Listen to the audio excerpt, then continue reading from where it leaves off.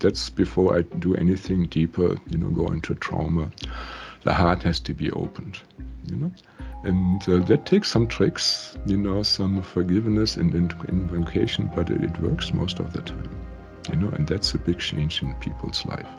Some people have never been loved in their whole life.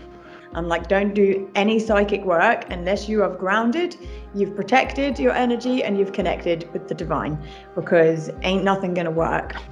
If it's running on 100%, you get the Kundalini, that life force, rises in you, really nice and sweet, nothing crazy, And so, that's a big thing for most people. But it's okay, have you actually experienced this energy? Because these multidimensional things, becoming more psychic, having more energy in your body, experiencing more of the universe around you, isn't something you can tell someone how to do. It has to be experienced. And the more that you experience it, the more that you fill your body with this life force energy, not only are you going to become super healthy and radiant and glowing, but you're also going to start to experience a new level of reality that you just couldn't even perceive before. All right, so welcome to my channel, Tools for Ascension by Wolfgang. This is Wolfgang and this is Natty here. And Natty, why don't you introduce yourself? But first of all, we're going to be talking about clients and healers. The dynamics, cool stories around the campfire, so to say. So, but Natty, why don't you just give a short overview of who you are? Bonjour everyone, you might have seen me on this channel before. My name's Natty Beats. I am a psychic development expert and healer. I am also a multidimensional trance channel. So I essentially allow very safe multidimensional beings to talk through me and channel through me. And I work a hell of a lot with dragons. All right, cool. Yeah. And probably me, I'm kind of consider myself a healer. I'm an empath and I help people. In the first session, most of them run Kundalini and, talk to their high self, which is, I think, quite a feat. And a whole lot more. I feel like you downplay what you do way too much. This guy is an absolute wizard. I wouldn't be half of where I am or been able to help half the amount of people that I currently do without working with Wolfgang for the last 2 years. And we definitely did a hell of a lot more than just connect with my higher self in my first session. So some of you, if you have a lot of blocks, it may just be connecting with your higher self, which is a huge breakthrough. Some of you may be blasted into outer space. I highly recommend having a session as just a bucket list thing with this guy. Yeah. I mean, if I tell you what I do and have done, it would really sound like bragging and unbelievable. Right? I mean, but once you have experienced a session with me, you start, believing more and more, and I can unpack. So I can brag about you though. It's different coming from someone else. Yeah, it feels a lot better. Thank you. Yeah. And Natty is also amazing, I mean, the insight that comes through her, is fantastic. High quality stuff. It's not like the same old. That is the new mainstream, new age. All right, so we're going to be talking about, the dynamic of clients. And so statistically, for me, the main reasons, that clients come to me are, well, love, many times with twin flame stuff, of course, and then career, money and health, and then there's, of course, also abuse, that's a whole different thing, psychic attack, a whole nother phenomena, unexplained phenomena. I mean, stuff is happening to them, they don't know, they think they're going crazy, and they want to have verification, about their visions, entities coming to them and they don't know what is what. Yep. Mm-hmm. And then also many times, they have been sent by spirit guides or to me or by psychics, even Natty sends stuff to me. And, in Tucson, all the psychics that sent their difficult clients to me, right? Mm-hmm. Yeah, and some of them, they are called in by spirit guides, they let them know, to talk to me. Some psychics, even one from France, said, you should go to Wolfgang. I don't know anybody in France. Yeah, and of course Natty also. So that's about it. So how's it with you, Natty? So for me, mostly people come and find me because they either want to activate their psychic abilities or develop them, become more psychic in some way. Similarly to you, they're usually drawn to me and they don't know why. They get led to me by dreams, by meditations. Some of them find me on your channel. And they're like, okay, I don't know what I need, but I feel like I need something. Similarly to you, a lot of people find me through needing like psychic sabotage and psychic attack, things removed. Usually I find, especially recently, people will find me when they've kind of done everything else. They've worked through many teachers, they've tried many different things, and they get led to me and they're like, oh my God, I've tried this and that and nothing's working. And then they have a session with me, and essentially I see my sessions as flicking the first domino. So it's like these people have already done a lot of work. Generally, people who come to me are psychics and healers, and they're people who just need the top of the volcano flicking off, and that's what me and my dragon guides do. Also, a lot of people who want to start stepping up in service. So I also do business coaching and help people develop their abilities so that they can help go out in the world and help. A lot of empowering, doing confidence work and all of that, removing blockages around people's expression, helping them be brave enough to get out on social media. I've had so many clients this week coming out of their spiritual closet. It's been like a domino effect of people coming out on social media and just saying, hey, this is me. By the way, I've got psychic abilities. This is what I've been doing, which is actually a really, really big thing. So I'm really proud of everyone who's managed to do that. But yeah, that's generally how people find me, wanting to learn to have abilities and then wanting to use those to make the world around them better, but also make their life better, which I think is important. Yeah. Yeah, I mean, I probably would hire rather somebody with psychic abilities, than a normal person. They definitely have an edge, and all the good businessmen, they have a gut feeling about things. Not everything is rational. Right. No, very, very, very good point. So, and then with my clients, there are generally kind of hurdles, I find. I have a lot of professionals, Kundalini yoga teachers, psychics themselves, and some of them are really dragging butt. They have a hard time, getting out of bed. Low energy is like with many of my clients, and when I start with them, I start with grounding and I check their grounding, and it's just amazing, how ungrounded people are, and once you open this up, I mean, they are running on 100%, and most of them have Kundalini right there, nice and sweet, and I feel it, in my own spine, and I can see if it's a little to the right, a little to the left. Oh, the cops are coming for the burning. Yes. Yeah. So in case you hear police, yeah, so they are now, somebody called the police. All right. Funny, good. Yeah.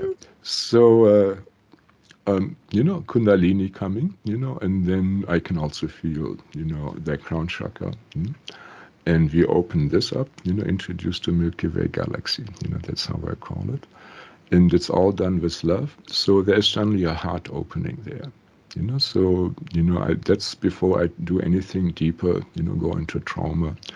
The heart has to be opened, And that takes some tricks, some forgiveness and invocation, but it works most of the time, and that's a big change in people's life. Some people have never been loved in their whole life. And once they have love, we might even get through to high self, and source, and when that happens, and they can talk to them, that is awesome. I mean, people just, going super fast, accelerated, high speed internet, spiritual internet, when you have these relationships. And you're not depending on love from humans and others. That is a big thing. When you get love from the earth and from the sky and from source, and angels and ancestors and trees and people, it's a wonderful thing. Yeah. So what's mostly wrong with your clients? So a lot of my clients, so I'm very similar with Wolfgang. I mean, he taught me how to do the beginnings of my session, in that the bread and butter is the ground, connect and protect.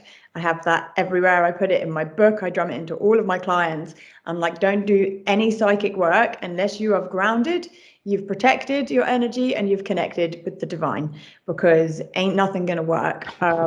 There's a lot of people. Wolfgang also taught me what grounding was. Before I met him about 6 months into my awakening, and all I got told of people was to be more grounded or to ground my energy. And no one took the damn time to explain to you what grounding was.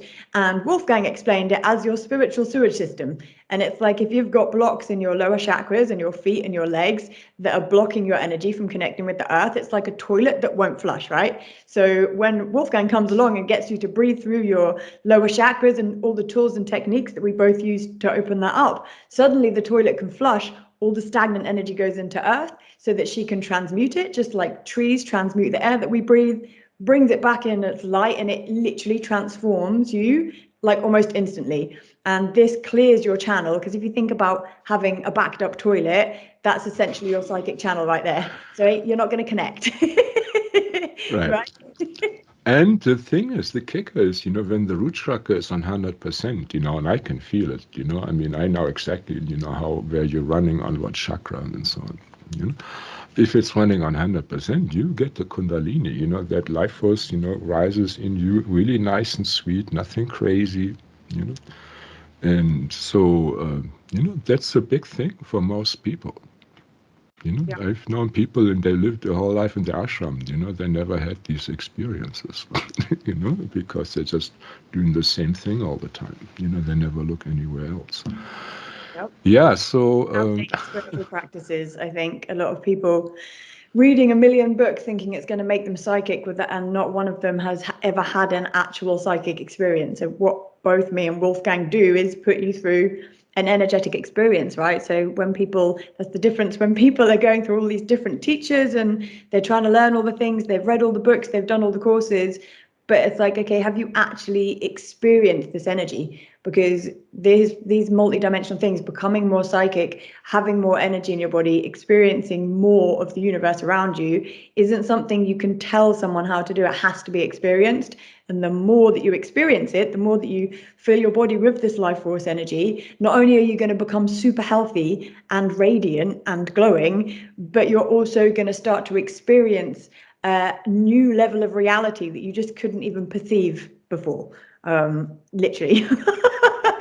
I can attest to this over the last 5 years that I've been working with Wolfgang and working on my psychic development. My entire world and entire reality has changed, and it's because I've changed so much inside from all the energy work that I've done, which is generally why a lot of clients come through as well. I think a lot of people come to me when they are pretty fed up with their life, and they have a little, it's like they have a feeling that they know something more is out there, but they don't know what it is and they don't know how to access it. I think everyone at this stage of the ascension in the world, everyone has a deep feeling within them that there is something out there, whether they can tangibly feel it or not. For some people, it's very scary and they just go more into the matrix and close themselves off and bury it with drugs and alcohol or shopping or plastic surgery or whatever obsession they want to have that keeps them separate and away from source. And then there's those that start listening to that little tingle and paying attention to the 1111 on their clock or the 888 on the number plate that goes past, or the so-called coincidences. And they start to think, oh, maybe there's a little bit of magic out there for me. Then they come and see me or Wolfgang, the top gets ripped off and your world's never going to be the same. In the best possible way. Yeah, I mean, you making the point of direct experience, which is actually Hindu tradition. You learn through direct experience.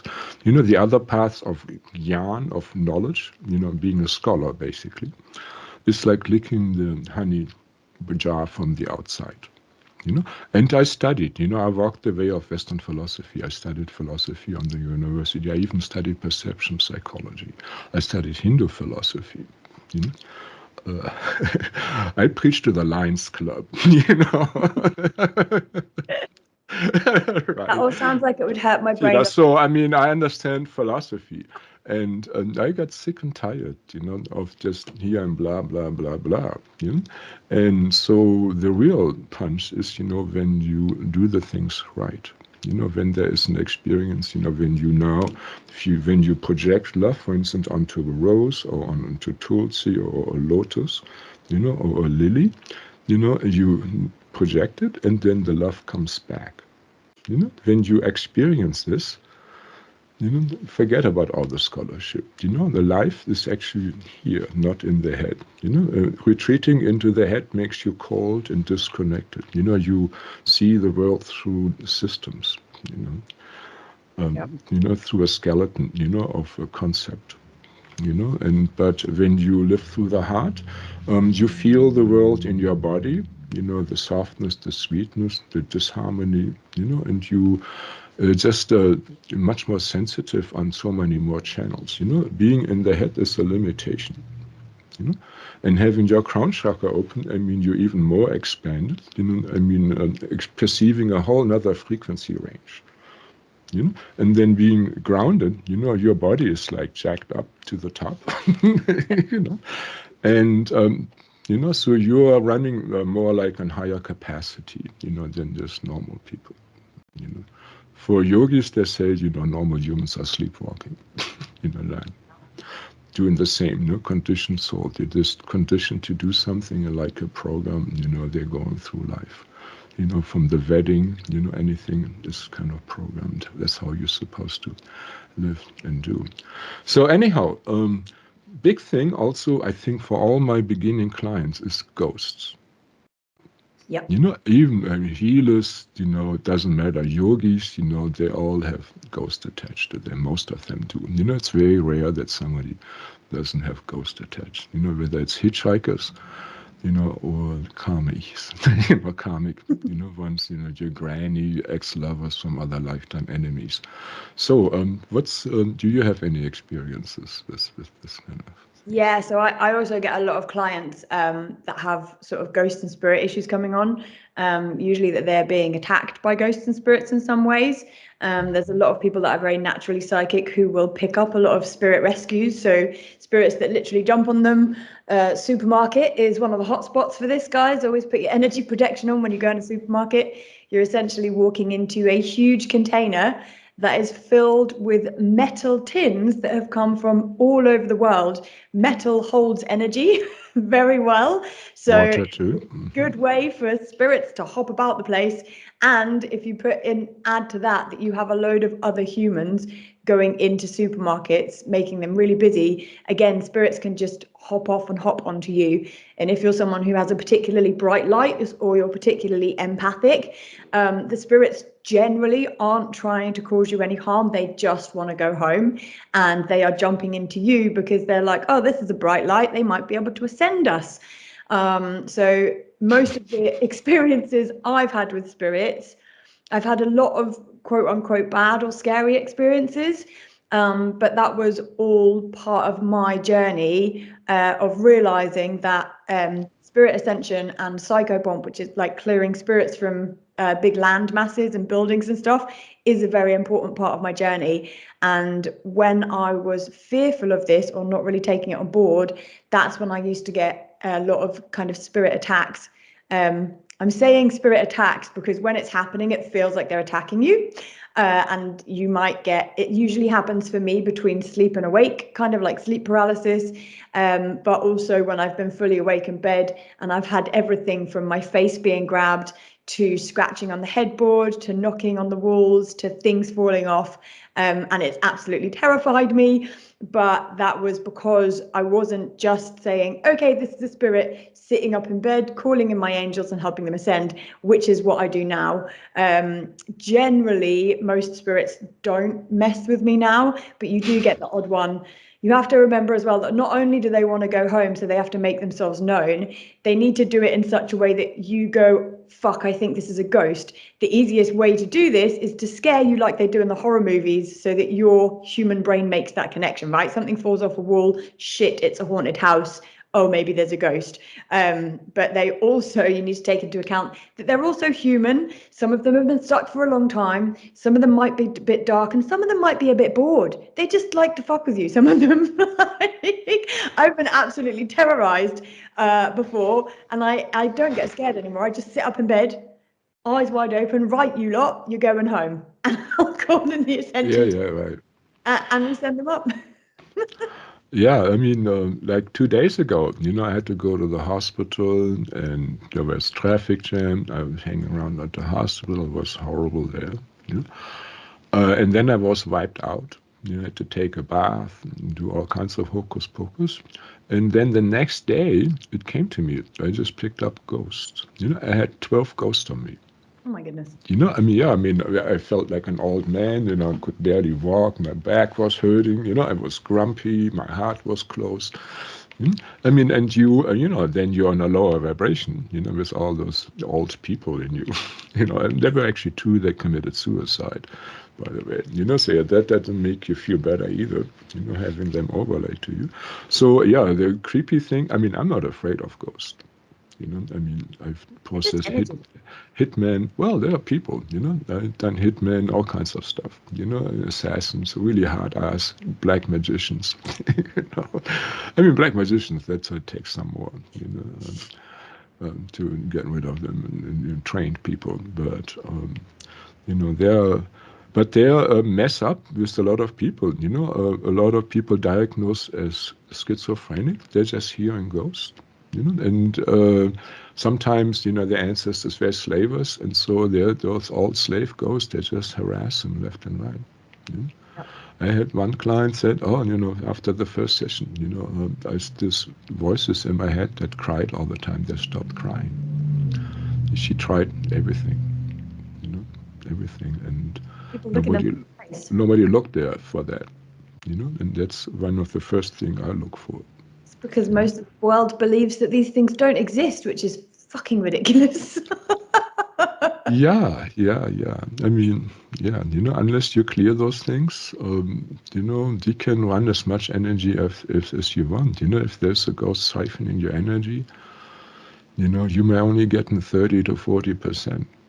Yeah, you can go to as much counseling and therapy and take as much medication, and that ghost's still going to be there. Yeah, and they're in a dialogue, putting you down all the way, and they're messing with your love life, because you don't like your new girlfriend or boyfriend. And so, yeah, this is ghost is a big thing, right? So this also happens with unhealed soul fragments, right?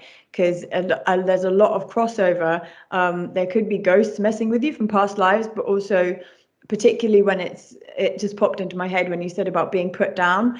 When you have an unhealed soul fragment, that can also come up to the surface when it's time to be cleared. If you don't get rid of that, that is literally like an aspect of you, a part of you that is constantly causing bad stuff. So I had that really badly last summer. I had a reptilian soul fragment that needed healing, and I've always taught my clients and myself no consent to reptilians contacting me or Anunnaki or other races. I know there's good and bad and all, but there's just some races that I don't allow contact from. So because I wasn't allowing any contact from reptilians, it took me a while to realize that the thing that was fucking with me for over a month, that was telling me that I was unsuccessful, that was telling me that I was ugly, like it was literally a month of, I was like, what is this? I did so many checks for ghosts. And then I realized that it was literally a part of me. It was a deep reptilian soul fragment that was ready to be healed. And I had to do a reptilian soul retrieval on myself, which I was really terrified of, because I was like, oh, did it in the back of my van in the middle of a sheep field. as you do. But I worked with this aspect of myself. There was a couple of them. One of them looked like a velociraptor, a dinosaur, that kept trying to scratch my throat out, and that needed healed and liberating. And then there was a reptilian queen that looked like a cobra snake that I had to heal and actually integrate back with Naga. myself. She was a Naga queen. Yeah. That's a Naga. They're very advanced beings, but in the Atlantean times we fought them. Even in Egyptian time, there was genocide between the Atlanteans, humans, and the Nagas. That's why the Nagas went underground. So this has to be healed now. She was angry, but she was ready to return. And once I returned this fragment, this aspect to me, she brought through so many gifts. This self-worth suddenly moved up. I was like, oh my God. And it's happened every time I've done soul retrieval on myself or with clients. It's probably one of the most common things, especially recently, that I've gone through with clients, because we are going through the process of coming back home to our soul, and it's so important that we bring back these soul fragments, that we heal these deepest parts of us. And again, people are looking in the wrong place for all of these things. After generally, after I got rid of all the ghosts, which are the immediate threat, I start generally rescuing, soul fragments. And these are not soul fragments in my mind. These are actually stuck soul aspects, incarnations that are stuck somehow in the lower astral or in some technology vat. So, really big chunks of the soul, were like this, in ET bodies or in, let's say, Atlantean bodies, the long skulls. Many of them, they get kidnapped, and as and like by the Alpha Draconians. And so these, and they make clones of them and, experiment, and whatever you do to a soul aspect, affects the whole soul, at least on a human level. So getting them busted out, and reintegrated makes a big difference, And so, I generally try to liberate, the good guys, and which will increase the skill level of the clients tremendously, getting these energies back. The human incarnations do not hold that much power as the Atlanteans and, and ET. I had yesterday, some ET, goddess came through the stargate, in Egypt, to help out, and just got, kidnapped by the Alpha Draconians. They have been harassing, my clients through this, through all this time now. So, so bringing those soul fragments back is really important. And then, also it dawned on me, that, I have dark incarnations, for sure everybody has. And sometimes you actually forcefully get incarnated into, let's say, Alpha Draconians. They can snatch your soul and or aspect of your soul and stick it in a container, and you grow up in that culture and get loaded up, with that karma. You get brainwashed into this culture and start conquering left and right. But you're actually a divine soul that got hijacked. So liberating, plus we experience dark lifetimes, because this is a free will universe, and, this is not armchair philosophy, this is looking inside the jar, so you have to experience how it is to be a gangster or this and that, so you can make an educated choice. That's the idea here. So so through these dark aspects, they made a lot of soul contracts, pacts with the dark, so they give permission, for you to be attacked. So, they got to be liberated, which is quite a thing, right? I mean, that takes some doing.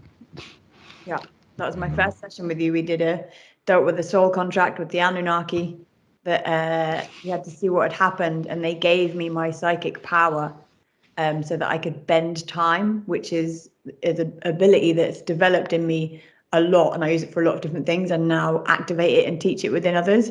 But at the time I had no fucking clue what bending time was or what it meant. Thankfully Wolfgang was steering the session. I just had to answer the questions from my higher self.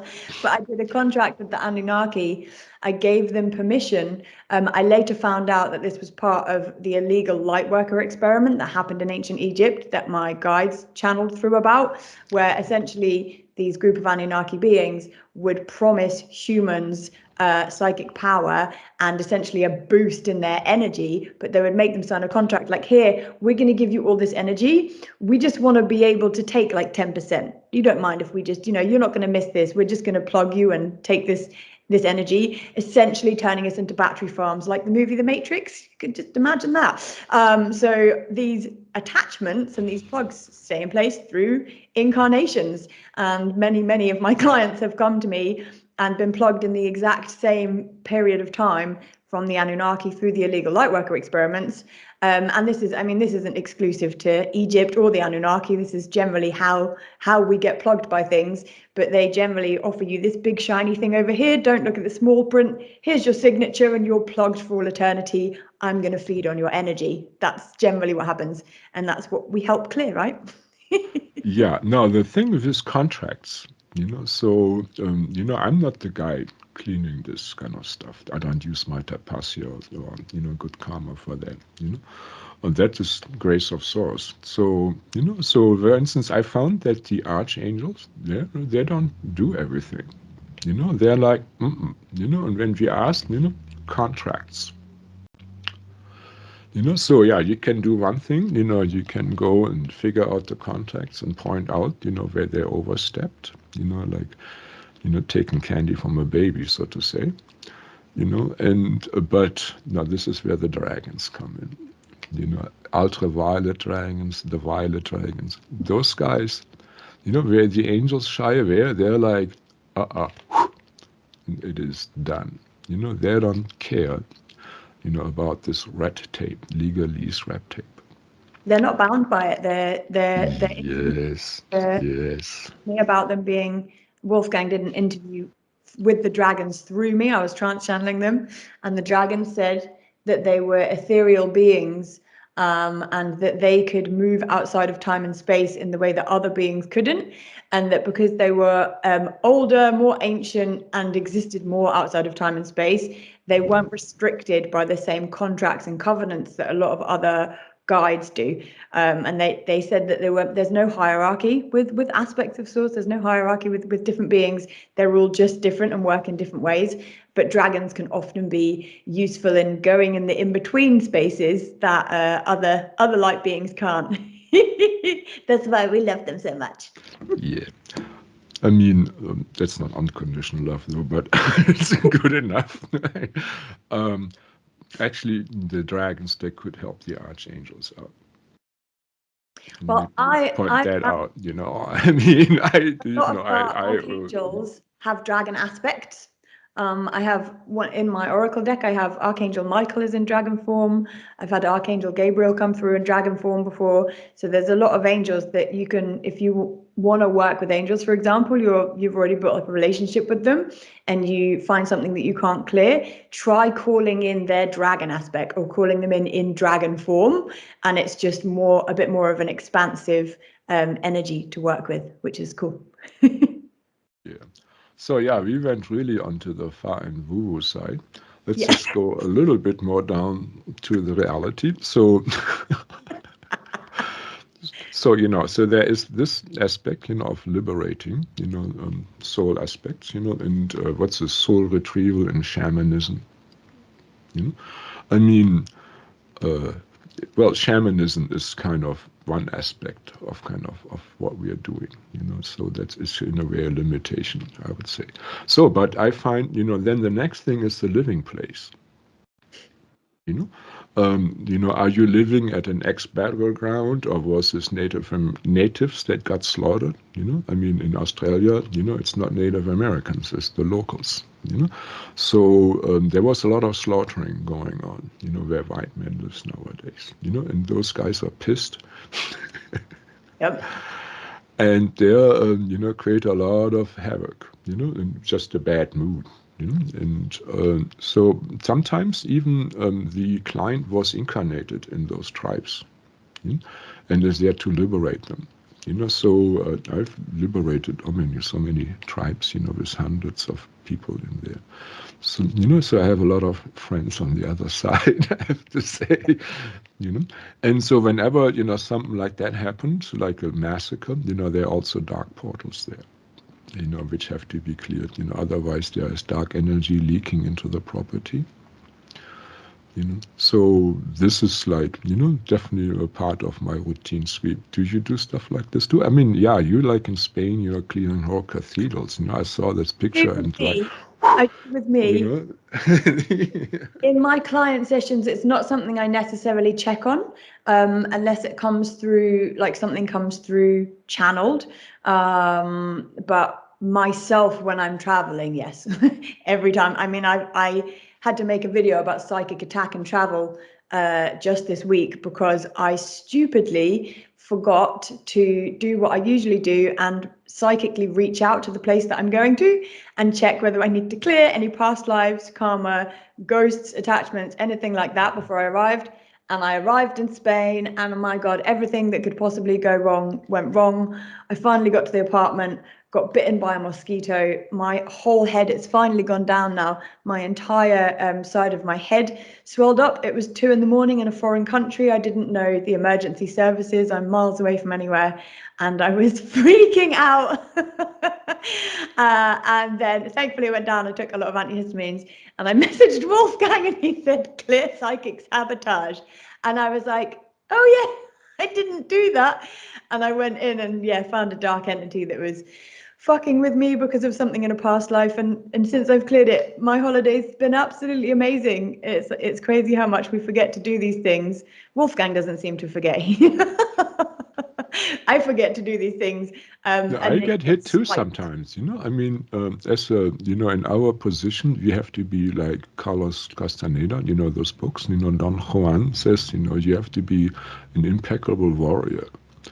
yeah. You know, it doesn't mean I'm packing here, you know, it means, you know, I have to be very, very super aware all the time of what is going on around me. You know, 360 perception, you know, in your force field. You know, something comes from here, you know, immediately you get out of there. You know, I mean, you got to be aware of it. If you're not, yeah, you know, then a ghost can attach or, you know, someone can mess with you and so on, you know. Absolutely important, you know, but you need a high energy level, you know, to be able to do so. You know, you got to be grounded like gangbusters, right? So another thing then is also, this is kind of really one of my latest discovery. You know, I always learn more, you know, in my travels. I mean, I'm like curious, very curious to find out, you know, and I can talk to all those high selves, you know, and I do. You ask a lot of questions. I ask a lot of questions, and then I ask intelligent questions, you know, on top of it, you know. So, you know, you know, we talked about liberating our own soul fragments.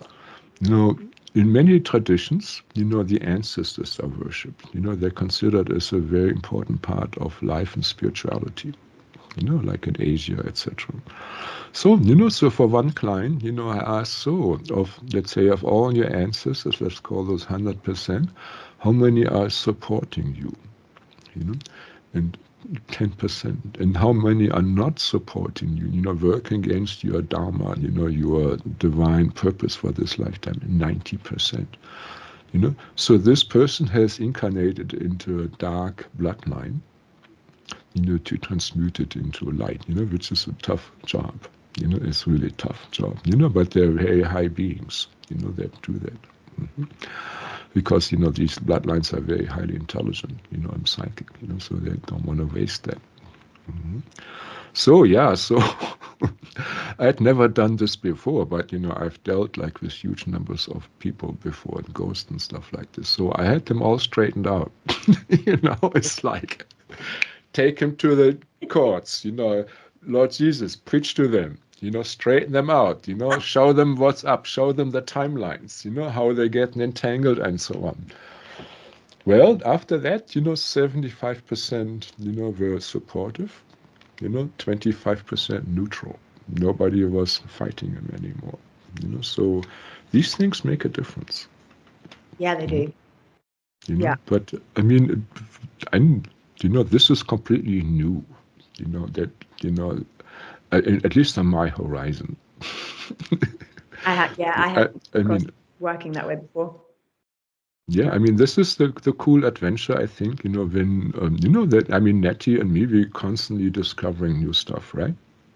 Yeah, 100%. Channeling new modalities through every single client, something new happens.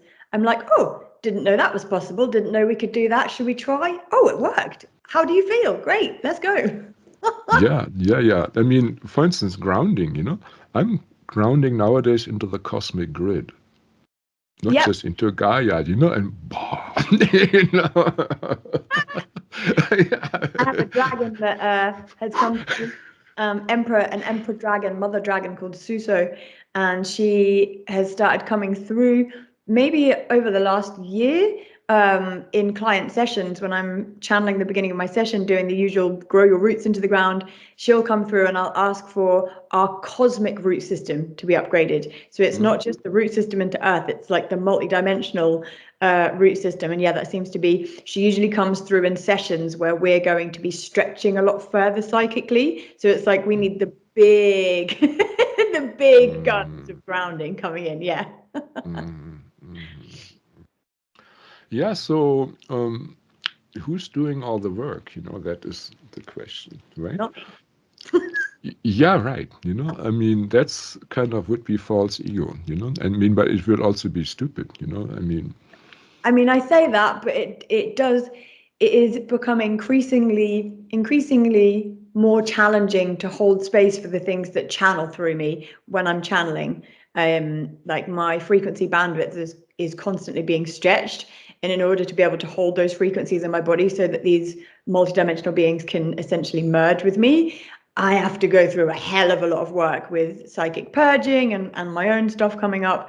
And sometimes it can be physically uncomfortable. I channeled a lot of different ETs last weekend, and the last one that came through was just a vibrant white light, and they didn't have a name. It was like a fountain, and I could see it in my mind's eye, but it also felt like it was in my head, like a big white womb shape. And I was channeling these light codes, and my head hurt so much. And I was asking my higher self in my head, is this safe? And she said, it's just a headache, carry on. Come here and experience this. But it's, I know that it would have been stretching me, because each time I channel, I'm called to channel. It's almost like I've sent a beacon out into the universe, and there's so much information that wants to come through, and wisdom and all these things. And it's like, oh, look, this one, she keeps expanding. Let's try her out with this frequency. and they come in. But it is the nature of doing the work. But in terms of doing the clearings and stuff, it's not me doing the heavy lifting, even if sometimes it feels a bit energetically stressful. It's definitely my guides. We just outsource everything and hold space. Yeah, definitely. Yeah, I mean, so when you're having these powerful energies running through you, your physical body has to be very pure, toxins, etc., and psychic boo-boos, like samskaras, they're called in Sanskrit, where, there's some dark energy knotted up there in your meridians, that can be quite painful, when high energy starts running through this.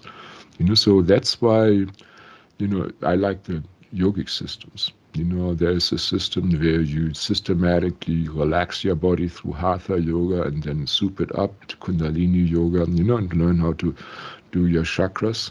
And they even talk about mudras. I mean, a lot of stuff actually comes to me. It's not from tradition. I mean, actually, I have been warned.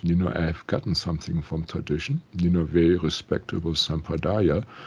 But that guru, who was on spirit, warned me not to teach this, till I'm ready or whatever. Otherwise, he would pluck my life force.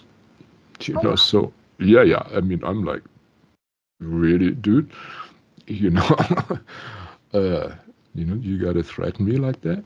Yeah. So I prefer, I'm getting that for myself, and nobody, has a right, to tell me I can't speak about it. I haven't signed any non-disclosure agreement, And with many yogis, they keep these things secret. A lot of stuff I teach, that would be very, very, very secret. You got to suck my toes for 10 years before I even show you a glimpse of it. That's the tradition. Yeah. I have to see if he's sincere enough. But we don't have time anymore. Train for 20 years with some guru up some mountain before you are allowed to be attuned with energy healing. Like, this shit is just coming online, thick and fast and heavy. There's no big secret of the universe. There's no coveted, oh, I've got the keys to the magical kingdom. We've all got it inside us. And there needs to be more people just speaking out about it, openly sharing tools. There's one of the things that I have a big issue with, that I found that actually blocks a lot of people, is people going and trying to learn other people's ways of doing things. So going to do a course in like this certain specific type of healing that someone else may have channeled, and they're giving them like, okay, like this is, you do steps 1 to 10 and this is how you work. Now it might get you a little bit further than you were in terms of opening you up, but because it's not your modality, it's not coming from you, you're following a strategy and a program that's outside of yourself, it actually caps your psychic ability. And a lot of these teachers often are also plugging you and taking your energy, which is a whole different thing. But that's why both myself and Wolfgang, we work with the person. Now we have things that keep us safe, the ground, connect, protect. We teach others how to like work in a safe way, but beyond that, the whole session is led by you and your higher self, because it's your magic that needs to come out, and everyone's magic is different, right?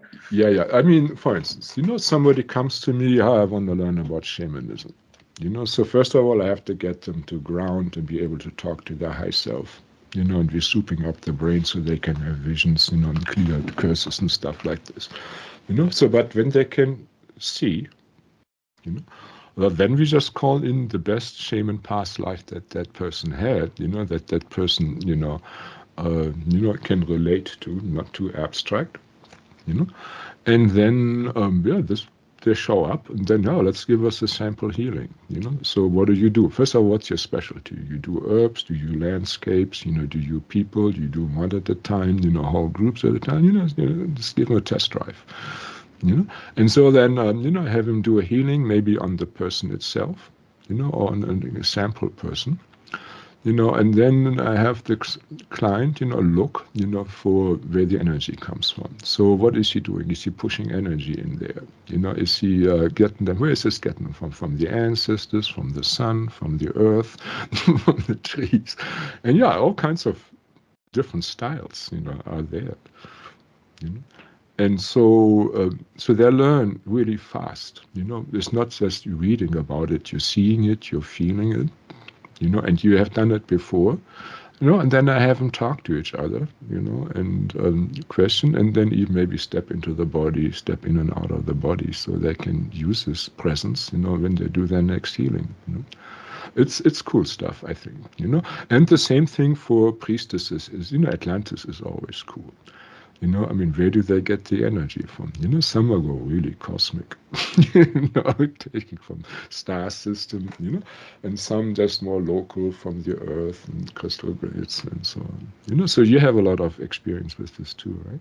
I love that. Yeah. So I, in a similar way. So when you're going through the method that Wolfgang just said, the whole time that you're connecting with these aspects of yourself, you're receiving light codes, right? You're receiving the frequencies from them. And that means that you're embodying the information. So it's not just taking it in with your human brain. It's literally these light codes are going in and they acting like tiny keys that unlock the areas in your DNA, in your soul, in your body that hold the information and the wisdom. So then it's suddenly like, give it a couple of weeks to integrate and you just know these things. They're just part of your life, as if tying your shoes was part of your life. So it's not something you're learning from a book and trying to remember. Or it also means that when you're then using these skills and abilities with a client in front of you, you're not thinking, right, I've done step 1, now I need to do step 2, which is like an ABC method. What if the client in front of you needs XYZ?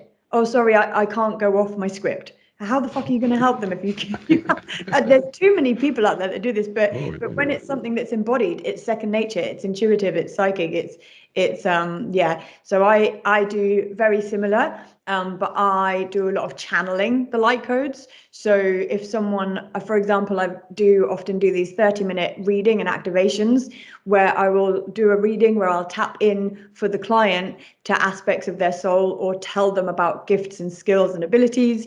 One of the coolest ones that's come through to this day was a naturopath that I had who wanted to make flower essences, and she was a singer, and I got told by her soul that she should be making them by having the flower, getting the vibration of the flower, into her body, and then channeling the light codes from the flower into the liquid as a way of, I was like, oh my God. But I get through these absolutely mind-blowing abilities that are things that perhaps don't already exist, but are specific to the client, and then the corresponding light codes. So then light code frequencies will channel through me to activate that part of them within them, so that then they're able to, as it integrates, find the wisdom. And it doesn't always come just from within. Sometimes it sets them on a path where they find loads of synchronicities and coincidences that sort of build the path in front of them, that then lead them into this, using this amazing ability. But yeah, I think, well, that's why my book's called Upgrade from Within. It's literally coming from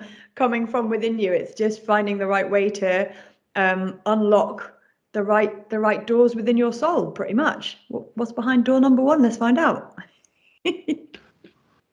Yeah, I have some seers that would be considered expert remote seers, with many science degrees. And oh my God, this is pretty much purely, exploratory, not for healing. I mean, we do healings on people and masses of people in situations and things like this too, as a charity. But, we also explore. And this is, of course, a highly trained human intellectually. And so, he goes, we go where he's incarnated. It's not biological, it's clouds of energies. I mean, the types of beings he incarnates, is just like awesome, or what we can look up. So I ask the questions, and he describes, he puts it in a very scientific paradigm always. Oh my God, amazing. I always lack the human language. My guides channeled through something a couple of days ago about using magnets in the magnetic fields in your body and how it's changing the magnetic field in the earth. And my human brain was hurting so much. And often I don't even have the language to explain these things because I'm not a scientist. I haven't even read that many books on things. But the information that comes through, because it's coming through frequencies as well, it's like you suddenly understand these things. But I would love to see a scientist channel some of these things through and be able to explain them at the same time. Well, I mean, yeah, he always does the physical reference, which is, for me personally, it's kind of boring, because I already know all that stuff, But for other people, this might be highly interesting, So, yeah, I mean, going through. I mean, for instance, one time he described what is called Vishvarupa in Hinduism. He saw his universal form. He saw himself in all the different incarnations, describing, it's like all the different life forms from all the planets, so he's an all soul, he was all over the place, And Krishna describes this, he showed himself to Arjuna like this, he gave him a vision. And this man, he doesn't know this, but he described pretty much the same thing. Yeah. That's why I like about our sessions. Something channels through and I'm peeping at you like, what the hell is this? And you just go, oh yes, I know what that is. That's blah, blah, blah, blah, blah. I'm like, how do you know these things? I mean, 40 years, 40 years experience in all this stuff. I'm like brand new. I'm like, I don't know what I'm seeing. And then you explain it to me and I'm like, oh, cool.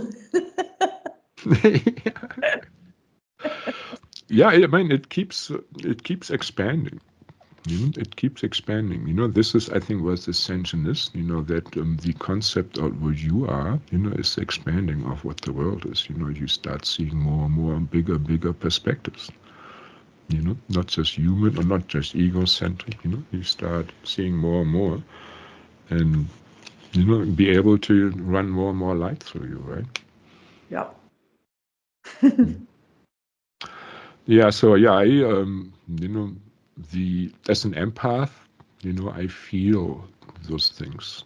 You know, I mean, I feel their pain, and I feel the attachments and things like this too.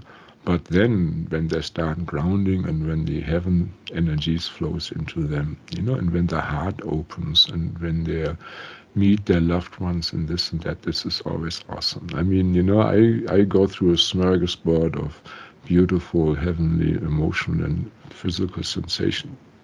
Yeah. You know, I mean, it's you know, and plus, you know, affecting people's life is also awesome. You know, we're not car salesmen or real estate salesmen. You know, I mean, in real estate, you might help somebody find a nice place, but you know, generally you just have to sell what is there. You know, but I mean, we're changing lives, I think. You know, as a, you know, if you were called to this and you can, you know, support yourself, you know, it's one of the most rewarding things. Yeah, 100%. Showing people, I mean, I get to show people how magic they are. Oh my God, I have the most stunning sunset happening behind me. That's for people on the you can't see on the camera. Yep. Nature is tacky, right? Turned around like, oh my goodness. Yeah, helping people, essentially showing people their magic. Especially, I absolutely love when it's people's first time having any sort of experience, and they suddenly see. It's like you've given them the keys to the magic kingdom, and you've helped them activate their energy, and you've shown them what's possible, and they've connected with their higher self or had a spirit guide come through, and the excitement, I mean, you can just feel it in every fiber of your being. It's like letting someone see that there is so much more out there, and it like sparks off this potential, and then they go away and I love it. I love it so much. Yeah, I had recently a client, you know, a very sensitive, advanced soul. And so, you know, we called in the space brothers and sisters, you know, where she's from, you know, like Pleiadians, Lyrans and stuff like this, you know, where you're homesick. You know, I called him in and she like started crying out of love. I mean, just sobbing out of love, you know, was so homesick, you know, so Like a lot homesick. of that And, connecting people with Lemuria. I went through about, I think in 2022 when I was when I first started trance channeling the Lemurians, most of my private sessions also, we went straight into Lemuria, and these were people, they were crying. A lot of them came to me as well at that time. Now mostly it's psychics and healers who kind of know what they are expecting, or they know a bit about this. But back then there was still a lot of people coming to me for healing sessions that didn't really have any awareness of this, and they were like, why am I crying? Why does this feel like home? Why is my whole body vibrating? Like what? And they'd be really taken aback by it, because it's like this whole new awareness that gets opened up inside them, and because they're experiencing it, it's not just someone telling them, hey, you had this past life in Lemuria. It's something that they experience with every fiber of their being. It then sets them on a whole new path in life, right? yeah, you know, they know too much then. You know, you can't just go back to your normal lifestyle. Oh, you can't close the box once it's opened.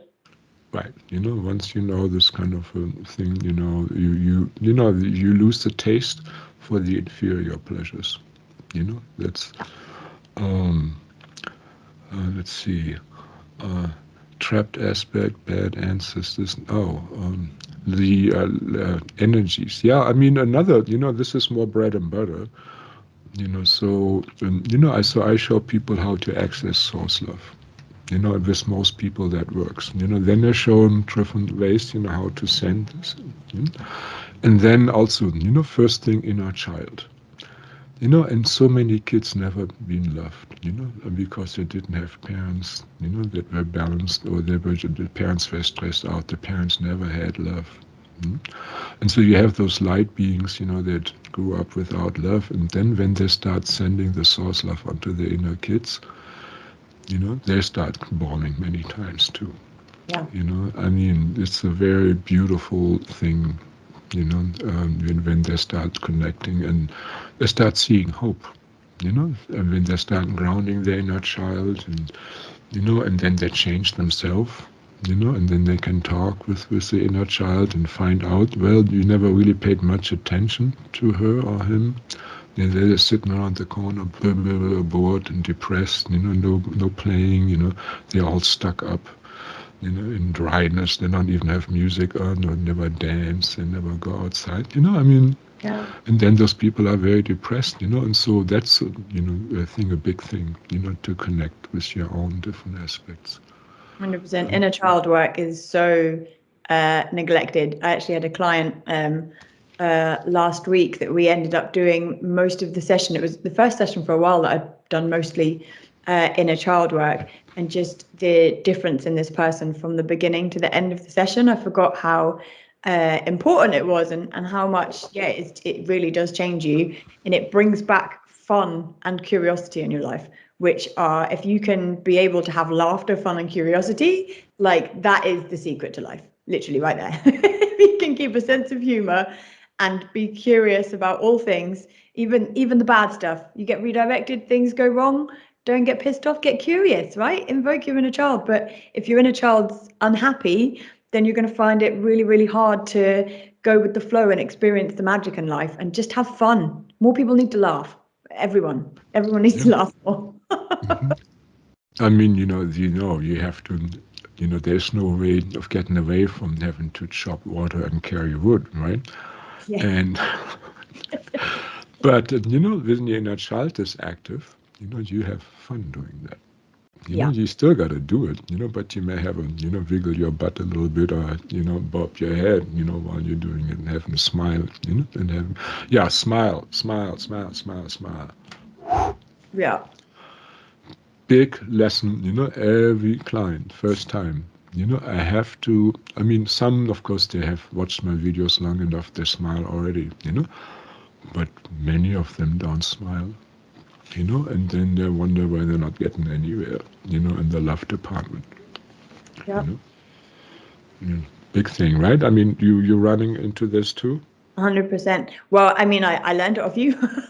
Yeah, right. So I'm just I tell checking on you everyone here. to smile. I'm like, okay, I know that this, sometimes I'll be guiding them in and I can tell that we're about to go into something that's really traumatic for them. And I'm like, I know that this might feel traumatic, but you just smile, because it's going to keep your vibration up. It'll keep the connection stronger. I mean, me and Wolfgang sit and we do session swaps on each other. We go into some really gnarly stuff. We've had a lot of past lives where we've done some really horrible stuff to each other. And I'll be full clairvoyance in a dark, terrifying past life where I'm being tortured. And me and him are sat there laughing our eyes out, almost crying with laughter, because it's the way to keep things like lighthearted. It's the quickest way to heal them. If we're letting ourselves sit there and getting all, oh, this is awful, this is terrifying, it's going to block your connection. It's going to make it harder for you to heal, for you to remove things.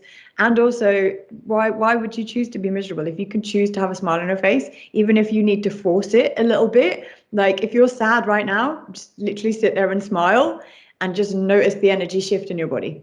It's like the quickest way to have a little pick me up. Yeah, it turns your immune system on. When you frown, as soon as you frown, your immune system shuts down. The thyroid, shuts down. A kinesiologist found that out. It's connected to your smiling and frowning. Plus when you smile, you tune into your higher mind, and if you frown, you tune into your lower mind. And so I had, one lady, she was a really good seer. And so she said, what are these dark clouds, floating around? And I said, okay, start frowning. And so what are those clouds doing? Well, they're floating towards me. All right. And say, well, start smiling now. What are they doing now? They start floating away. So this must have been negative thought forms. Yeah. I mean, sometimes I smell like negative chi. It doesn't smell nice. Like excrement. But yeah. So when you smile, these negative thought forms don't attach to yourself. You know, so when you think that your thoughts are you, I mean, then you're really, you know, in illusion. You know, thoughts are like commercials, you know, that are floating around. You know? Why don't you rate the fridge? You know? As someone who has ADHD, I have a lot of thoughts all the time. Yeah. Well, I find, you know, if you put your tongue to the palate and open your crown chakra, you know, inner thought stops. You know, you have inner silence and peace. You know, and actually you're open to higher consciousness. You know, it's a lot nicer. So much. It's really easy. So I spend half my time in the astral realm because everything else is really quiet and everything's really magic. And as soon as I just sit and bring myself back to my center, open everything up, I'm like, oh, all of that self-doubt, confusion, busy brain, it just disappears a bit. There are two realities. You know, I mean, when I'm in a session, I'm, you know, in my highest personality, you know, and I feel great. Yeah, same. You know, and then it takes me some time to, and I come down here, you know, to this reality here. You know, and it's a little disappointing. You know, I mean, you can't, well, to stay on this vibration all day long, you know, you got to be very, very purified. I mean, that's your, like, even saints, you know. Yeah. You know, it's just you burn out, I think. You know, it's a gradual process. You know, with purification, you can stay longer and longer in these states, I would say.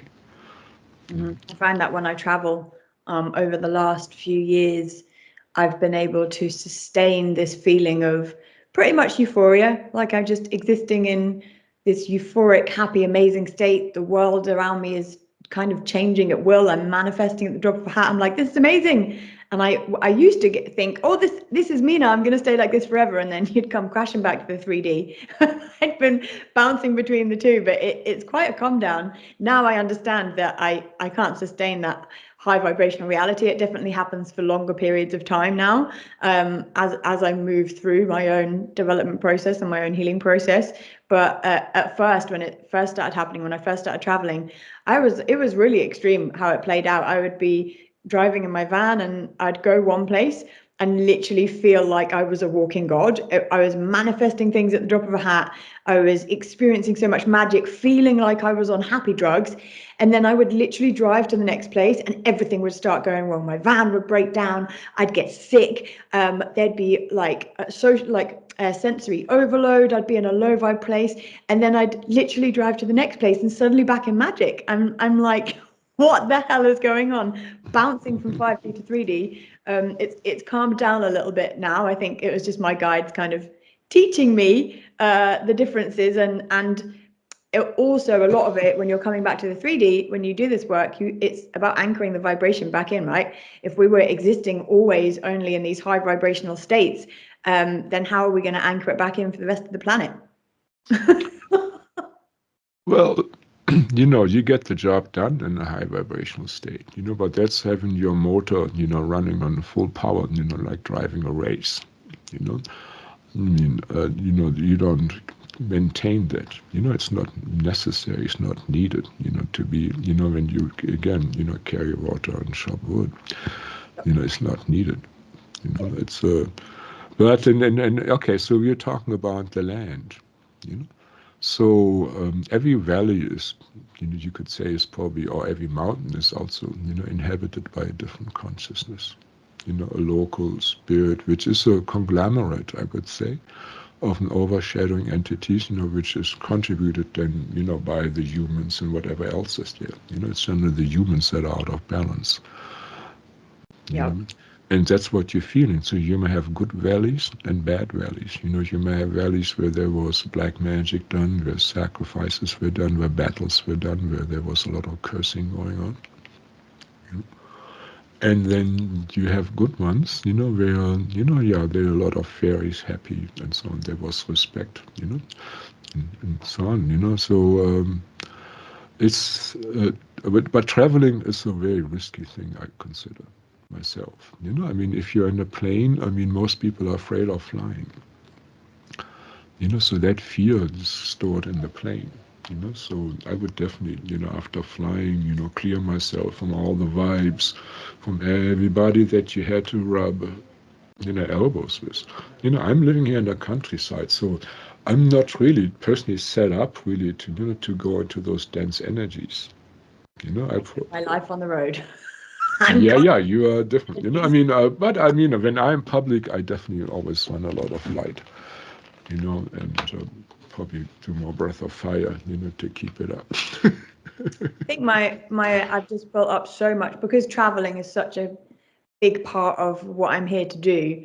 My energy field is constantly going through upgrades to the natural sort of armor that I'm carrying without having to do anything. That I notice now compared to a few years ago, I'm able to be in really lower vibrational places when I'm traveling, not if I choose to put myself in that situation, but generally when I'm traveling, like bus, cars, places like that, I'm able to just keep my energy field and I feel absolutely fine. Whereas a couple of years ago, maybe even a year ago, I would be a lot more affected by being on things like public transport. But I can definitely tangibly feel in my body. I'll be like, I'm sitting on a train and I can't feel anyone's negative energy. This is amazing. Whereas a couple of years ago, I'd be, help me. As long as you're smiling, you're not going to feel that crap. As soon as you start frowning, bang, you're open and it's going to creep into you. That doesn't matter what you visualize. Yeah, I smile. It's just, plus nobody will talk to you when you frown. But you may not get mugged, but... If I don't want people to talk to me, I ask my guides to put me in a different dimension so that they don't pay me any mind and they carry on. If I'm in an unsociable, or if I'm doing weird things in nature, like I'm activating ley lines or something, and it's somewhere there's a tourist path next to me, I ask my guides to put me in a different dimension or cloak me, and it usually works. I don't get people looking over. I'm doing all sorts of hocus pocus. Right, that's a good idea. Yeah, right. Yeah. Yeah, I cloak my thought forms for sometimes, but that is the whole body cloak. Yeah, that's a good idea. Yeah. Well, so what's your feeling, how the future is going to go for humanity? There's so much speculation, and of course, we're all kind of curious, what's going to happen and so on. So, what do you see? I wrote I part wrote, part channeled a song a couple of months ago. It just came out of me, and it started 2020, and it was each year. It was saying what was happening each year, and I got past. So 2025 was the big year of disclosure, and then I got past, and it was doing every year, and it pulled out this whole narrative. It was only one possible timeline, but it was like 2032. All the dark agendas had faded, and like we were essentially winning. I actually asked. I've got some divining rods that I got the other day that I've been having so much fun with. I actually was asking some specific questions, particularly around the stuff that's happening in America. And I got told, again, whoever's listening to this, take this with a pinch of salt, only take what resonates. Remember, it's only one potential timeline, but the divining rods said that, unfortunately, there's no assassination of Donald Trump. But on the current timeline we're on, it's looking like Elon Musk might be assassinated.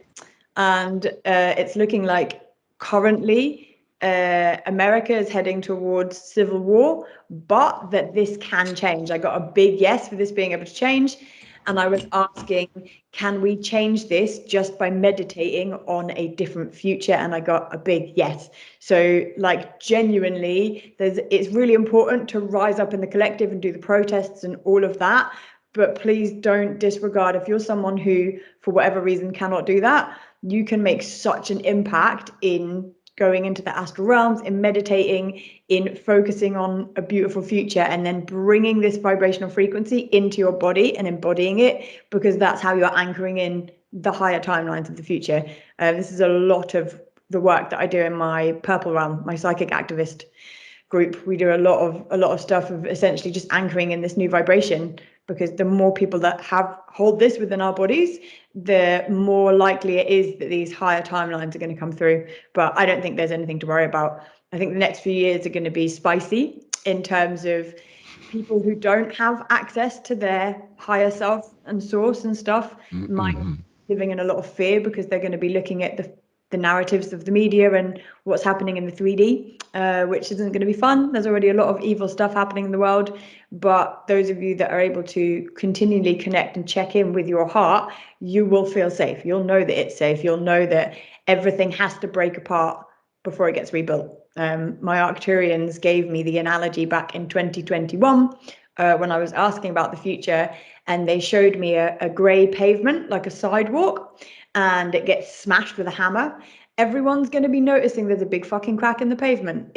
People might fall in, people might trip over it. Everyone's going to be complaining about it. But what they don't know is the crack had to come so the flower can go through, right? And then the Arcturian showed me a flower growing through this crack. And then the pavement isn't grey and boring anymore. It's full of life. But so everyone needs to focus and remember that the flower is coming instead of focusing on the crack in the pavement. Yeah, it was probably the pavement of a McDonald's or some other junk food thing, All of the above, yeah. Yeah, I mean, I don't want to go too specific here, but, there are a lot of dysfunctional systems here. The health system being one. I mean, oh God, the whole thing is like, all upside the down. And yeah, so the old has to fall away, and the new one. So the new one came on. This is the aspect of Lord Shiva. So when I was chanting Om Namah Shivaya, my life transmuted so fast. It was like I thought it was better than in the movies. My life. I mean, not action movies, but I mean that was super far what I experienced. So yeah, Lord Shiva is kind of, I mean, there's Source too, but Lord Shiva, he's the expert, for helping you with transmutation, transmuting poisons, transmuting the old, so the new and better one comes in. Yeah, so you do light language. Of course, mantras are also light language. You work with other entities that bring in their energies. Yeah, when I listen to your light language, a lot of it sounds kind of Asian, I find. And I feel, in a way, see a person, but I feel it more. And when you listen to a language, carefully, it's like music even, you can feel their emotions, the sweetness, the ornamentation in their mind and whatever, It's very beautiful to see those different personalities through this, I tune into those different personalities through the language, like a blind person probably gets even more out of, light language, I would say. Oh, apropos blind people, so I taught a blind man how to feel the difference between red and blue with his hand in 5 minutes. Wow. That's amazing.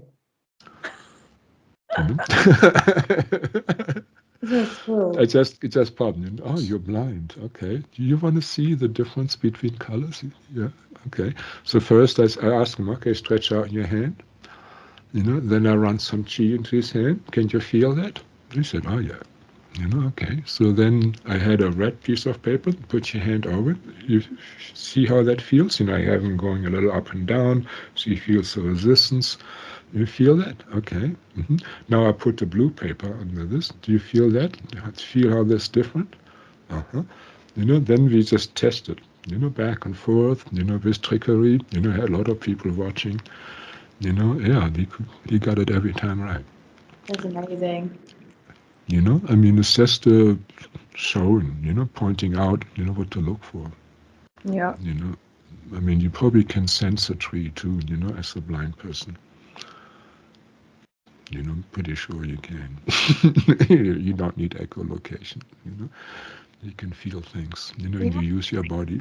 I can feel ley lines. When I ask where's the ley line, I feel it from there or there, I mean, so, yeah, I have divining rods too. I mean, you work with a pendulum too? No, so tools, no, pendulums I never really got on with them. But I think I could always just receive yes, no answers, like from my guide. So I never really needed to use one. I've started playing with one a few months ago just for fun and was like, oh, it's working. And then I was guided to get the divining rods, and oh my God, so much fun. It takes a lot less energy from me than channeling because the beings move through me so much. And because it's something tangible in front of me, it's going to be a good way. I'm going to start making videos and sharing them so that people can see the answers. I think it's going to become another tool to help bridge the gap with psychic stuff. But I highly recommend getting some for anyone. Yeah, I have, divining rods, and I mean, you can make them also out of coat hangers, but I got professional ones, and generally I use them for ley line. You don't want to have a ley line going through your bed. And when I was giving massages, I would, show the force field of somebody. So you going towards somebody, and then the surface of the force field it separates. Oh. And then we would measure the force field before and after the massage. And that was unbelievable, the difference.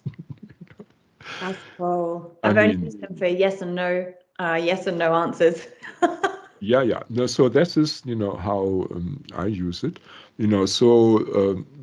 But I mean, I use the pendulum not only for yes and no, but also for percentage. Because it's not everything is yes and no. It's like a mixed bag, shades of gray. So, but I have the same experience. It takes me a lot less energy, of tapping into, to figure something out than really tuning into. That's the same. Yeah. These are just a little bit more clumsy, and I have to be really careful to balance them. With a pendulum, anywhere, anytime. All right. Yeah, so my vision about the future. So I noticed from my point of view, the veil gets thinner and thinner. So people are waking up, as I said many times, it's like having more and more LSD in your drinking water. So people are macro dosing, but it's not from chemicals, it's from the cosmic light that's coming in, from the sun and from the logos. And also got told that it's from our endocrine system, which is something that was confirmed in one of the channeled books I read. But my guides channeled through a lot of information about the endocrine system and the reproductive system, and the excreting things into your body that are essentially a hallucinogen. Like our body can produce these things, so that's why sometimes people might walk around and feel like they are on something. I often feel like I'm on mushrooms or something, and I'm not. It's because it's excreting from your body as a way of upgrading. Yeah, it's a vibrational thing. It's energy, how much energy you have and how high the vibration is. And then your body systems, respond, accordingly. You start tripping naturally. If you check up your pineal gland properly, with Kundalini and love, you start seeing stuff. I mean, it's like, putting the flashlight of awareness onto something. It works through life force. Loving life force, by the way. This definitely the way to go. Yeah, so this is my. So there's more and more people waking up, and of course there are also efforts from the dark side to counteract that. So like cell phone, just the vibration. Not even being hooked to the content. That would be more like internet addiction.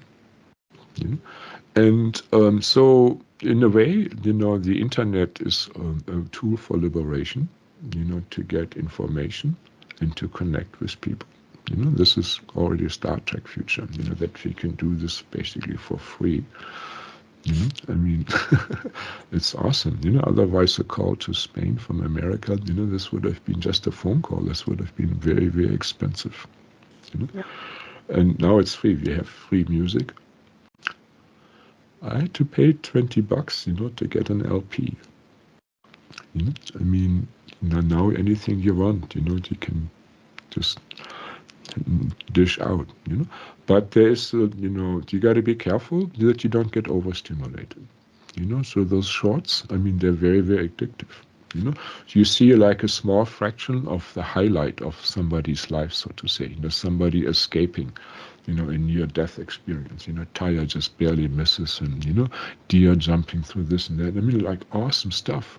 You know, and one after another, one after another. You know, this is a stimulation that's very similar. You know, when they did brain implants, you know, into the pleasure center of monkeys.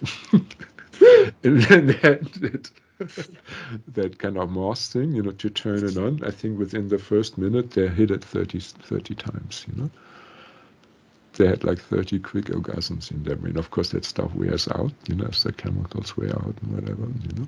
So, but, you know, one should be very aware, you know, not to get too addictive to this high concentration of stimuli, you know. Otherwise, you burn all your stuff, you know, on something, and you have nothing left for the real world, you know, where the real magic is, you know. Yeah.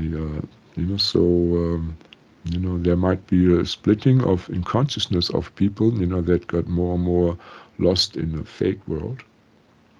You know, how many subscribers do I have? You know, how many emojis, you know, are being exchanged, you know, as feel-good tokens, you know, social smiles, so to say. You know, that is an artificial world. You know, I mean, even going into a movie, you're already going in an artificial world, right? You know, a world on steroids. You know, getting smacked in the face, you know, that goes away right away. You know, if I got knocked in the face, you know, I had a swollen lip for 2 fucking weeks. You know? That's reality. You know? Yeah. You know? And so it's an illusion, you know. So, you know, some people feel safe there, you know, and want to get lost in there because the life that they're seeing around, you know, is nothing for them, you know. It's, you know, there's nothing good there. Yeah, so you got to look for the good in your life. You know, you got to look for the love, you know, and maybe find harmony in nature, you know, and smile, yeah, and be curious. Anyhow, before we closing, oh my God, I got really sentimental here. Ah. Some dribble of wisdoms. More sentimentality, yeah. The world needs more laughter and more nature, for sure. Yeah, right. You know, more laughter, more nature. You know, the body is like a dog. You know, it has to have fun. You know, it has to move around. You know, otherwise it's an unhappy dog. You know. Yeah, you know, and go to the supermarket. You know, look at the people there. You know, is anybody smiling? You know, how many are smiling? Just me. Yeah, generally it's me. You're like an idiot. On the days that I go, mostly I avoid supermarkets like the plague. I get my shopping delivered. But when I'm on holiday or when I'm traveling and I'm in a high vibrational state, woo, I'm riding the trolley. Oh yeah, you know, I like shopping. Of course, afterwards I'm always wiped out. I have to say, you know, probably too much attention, and you know, I'm too sensitive for stuff. You know, but yeah. All right. If you want to get in touch with Natty, you know, there's information is below. You know, if you want to touch in with me, you know, same thing.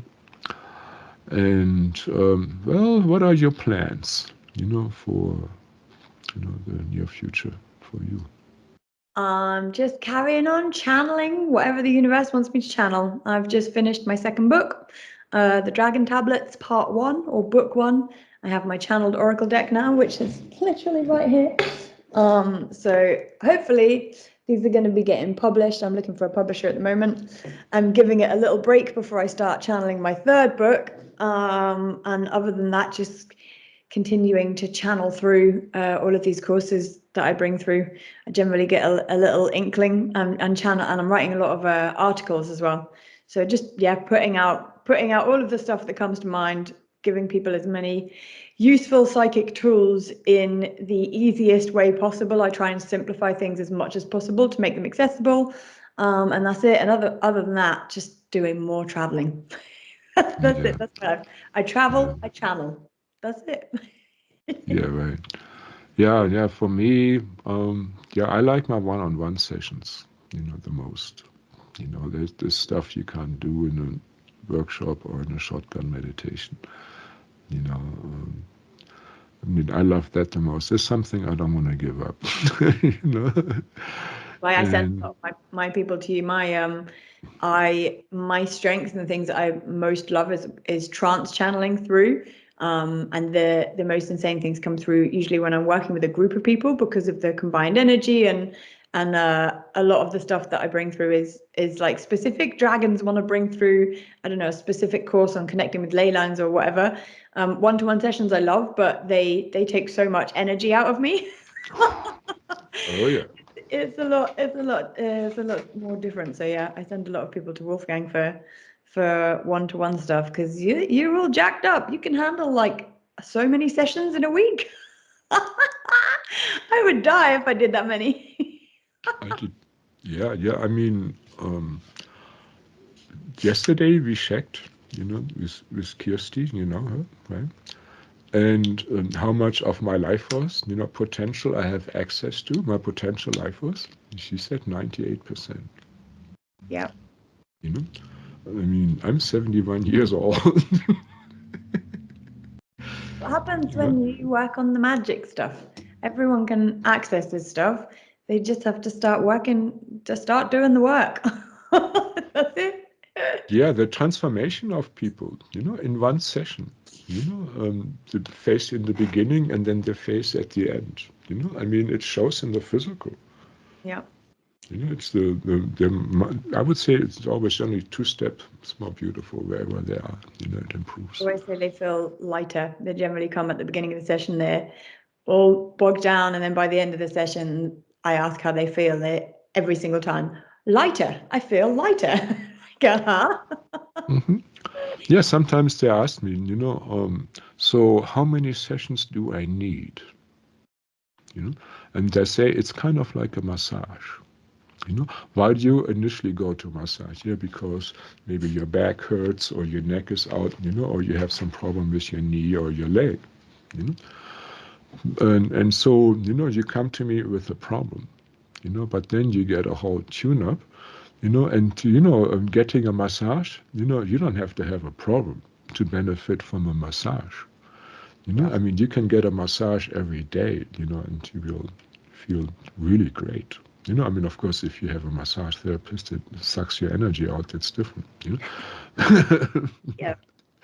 But just that needing, and optimizing of your physical body, makes a big difference. So when you can afford, do it once a week, or every 2 weeks, or whenever you got a kink, in your psyche, I mean, that's kind of, or when you're curious, I mean, it depends, but I consider it's like a massage, sometimes it's necessary and many times it's just awesome, you feel great afterwards, All right, I feel great. So, any last words? Well, you want to check out about us, information is below. We have several interviews, with Natty and me. It's always a good time to listen to, I think. Otherwise, we love you all a long time.